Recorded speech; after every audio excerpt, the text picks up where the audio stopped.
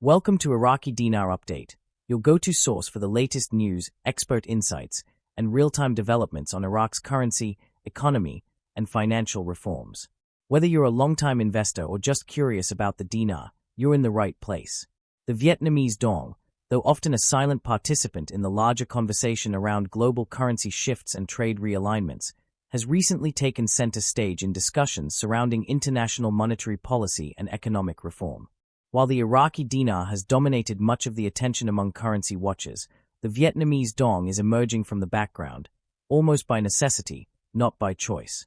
It's a subject that many have long avoided due to its complexity or uncertain trajectory. But now, it's no longer possible to avoid the topic. The evolving situation, coupled with unprecedented political and economic moves, has brought it straight into the spotlight. It's as if those who've been following the global financial chessboard are being compelled to talk about the dong, even if they'd rather not, yet they equally don't want to ignore it either. This strange paradox, of being reluctant but obligated, sums up the current reality of the Vietnamese dong in global conversations. One of the most significant catalysts for this new attention is former U.S. President Donald Trump's recent engagement with Vietnam through a high-profile trade deal. Though Trump is no longer in office, his actions still carry long-lasting effects in global markets, and his influence on how countries position themselves economically is still relevant, especially in regions like Southeast Asia. When the United States under Trump pursued or sealed major trade deals, these agreements were rarely just about the trade of goods or the opening of markets. They almost always carried underlying monetary, strategic, or geopolitical considerations. Vietnam's deal is no exception. So, what exactly is behind this trade deal? What could the United States, and more precisely Donald Trump, want from Vietnam in return?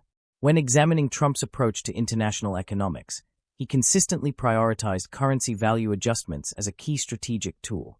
He saw undervalued currencies as artificial barriers to fair trade, accusing countries like China, and at times Vietnam, of manipulating their currencies to gain an unfair advantage in the global export market. A weaker currency allows a country to sell goods abroad at lower prices, creating trade imbalances that Trump and his administration regularly challenged. This brings us to the heart of the issue. If Trump has made a major trade deal with Vietnam, what does he expect in return? What does he believe Vietnam should do with its currency? It's not unreasonable to suggest that currency reform, perhaps a revaluation of the dong, is part of the unspoken agreement. This would not be the first time such pressure has been applied. In the past, the United States Treasury has scrutinized Vietnam's currency practices and even labeled the country a currency manipulator, before later reversing the designation.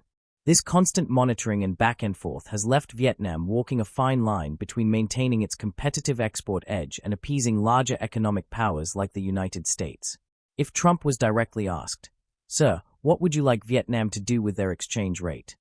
the answer would likely be something along the lines of, "Make it fair. Stop undervaluing it. Allow it to reflect market reality." These words may not be explicitly recorded in public speeches or press releases, but they are embedded in Trump's economic philosophy. He has always emphasized strong, sovereign economic policies with a preference for balanced trade and reciprocal action.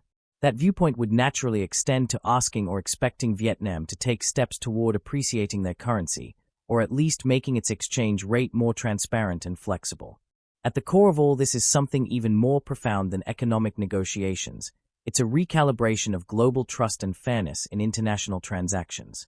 Currency value is not just a number on a forex screen. It represents how one nation values its place in the world economy. When major deals are signed, especially with figures like Donald Trump, who have a distinct philosophy about bilateral agreements, it's reasonable to expect that currency discussions were part of the talks, even if unofficially. Trump's approach has always been to simplify complex issues and zero in on what he sees as imbalances. In his mind, if Vietnam is benefiting from trade with the U.S., then it's only fair for them to show reciprocal goodwill by adjusting their currency practices. This conversation becomes even more pressing as we look at the broader trend of partial realignments in global currencies. We're not talking about a full-blown global currency reset, an idea often floated in speculative circles, but rather a more measured, currency-by-currency correction based on trade equity, economic growth, and monetary transparency. In this light, the Vietnamese dong stands on the threshold of change. It is no longer safe for Vietnam to simply coast on its previous strategies without adapting to the new realities demanded by international partners and market dynamics. And this is why, regardless of personal interest or preference, the Vietnamese dong is a topic that can no longer be sidelined. There's a growing sense that something significant is brewing, not only for Vietnam but for a number of other currencies that have long operated in the shadows of dominant reserve currencies like the US dollar. As the US and its allies push for greater transparency, fair trade, and strategic alignment, countries like Vietnam will find themselves under the microscope more frequently. In response, monetary policy will have to evolve, and the exchange rate of the dong may be the first outward signal of those deeper internal reforms. All of this makes one wonder, was the trade deal just about trade? Or was it a larger agreement that symbolized a shift in how countries like Vietnam interact with global economic powerhouses? The quiet subtext of that deal, especially if Trump had anything to say about it, may have been a question as simple yet powerful as, Vietnam, are you ready to change your exchange rate? And even more importantly, are you ready to align your financial system with the demands of a more balanced and transparent global market? So while many may not have wanted to talk about the Vietnamese dong in the past, perhaps due to skepticism, uncertainty, or lack of clarity, now there's no choice. The world is changing.